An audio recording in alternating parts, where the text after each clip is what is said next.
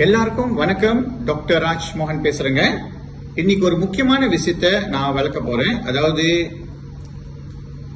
Headphone வந்து நிறைய பேரு இப்ப என்ன செய்யறாங்கன்னா படுக்கை அறையிலேயே அவங்க படுக்கை அறையில வச்சு தூங்குறாங்க. தலைகணிக்கீழ என்ன வேலைக்கு போகணும்னு சொல்லி வச்சிடறாங்க. அதே நேரத்தில் சார்ஜிங்கும் பண்றாங்க சில பேர். சோ ஆய்வு என்ன சொல்லுதுன்னா நிறைய பேருக்கு இப்ப கேன்சர், பிரெயின் கேன்சர் வந்திருக்கு. பிரெயின் கேன்சர்னா தலைவலி, தூக்கம் சரியா வராது, ஓகேங்களா? சோ கல்யாணம் பண்ணிட்டு புள்ள கூட கிடைக்க மாட்டேது. காரணம் என்னன்னா இந்த ரேடியேஷன் முந்தி 3G 4G இருந்துச்சு, இப்ப 5G வந்துருச்சு. இந்த 5G என்ன நடக்கும்னு கேட்டா அது ரொம்ப பவரானது, மூளையை பாதிக்குது, தூக்கம் சரியா வரமாட்டுது. முடிஞ்ச வரைக்கும் இந்த போன் எடுத்து 2 மீட்டர் தள்ளி நீங்க படுக்கிற இடத்த தள்ளி வச்சிருங்க. சோ அங்க சார்ஜர் போட்டுருங்க. உங்க படுக்கையில சைட்ல வச்சுக்காதீங்க. இப்ப சுகர் நிறைய பேர் ஏறி இருக்கு. என்ன நிறைய பேர் பார்த்தாங்க, வயசு 25 30, அவங்களுக்கு எல்லாமே 16 20 நிக்குது சுகர். பாருங்க, 4.5 இருக்கணும், 6 மேக்சிமம் வரலாம், ஆனா 16 வந்துருச்சு. இதனால நிறைய கிட்னி ப்ராப்ளம் வரும், கண்ணு பிரச்சனை வரும், நிறைய வர வேண்டியது இருக்கு. சோ என்கிட்ட நிறைய பேர் இன்னொன்னு சொன்னாங்க, அவங்க பிள்ளைங்கிட்ட எடுத்து சொல்லுவாங்க, ஆனா அவங்க கேட்க மாட்டேன்னாங்க.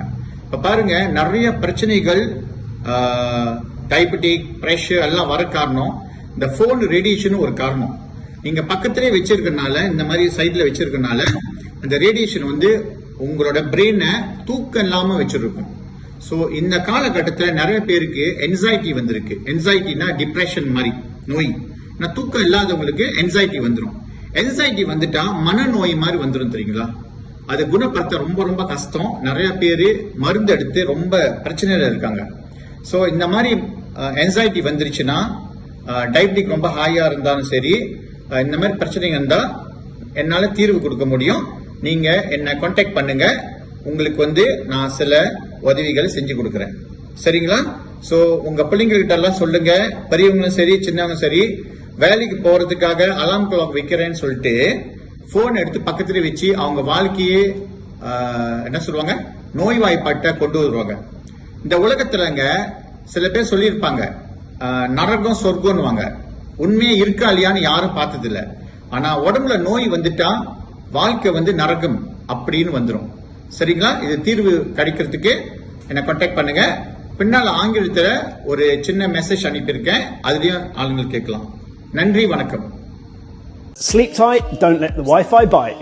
If you're sleeping with your phone next to your bed, or worse, under the pillow, stop now. You are literally blasting your brain with radiation all night, every night of your life.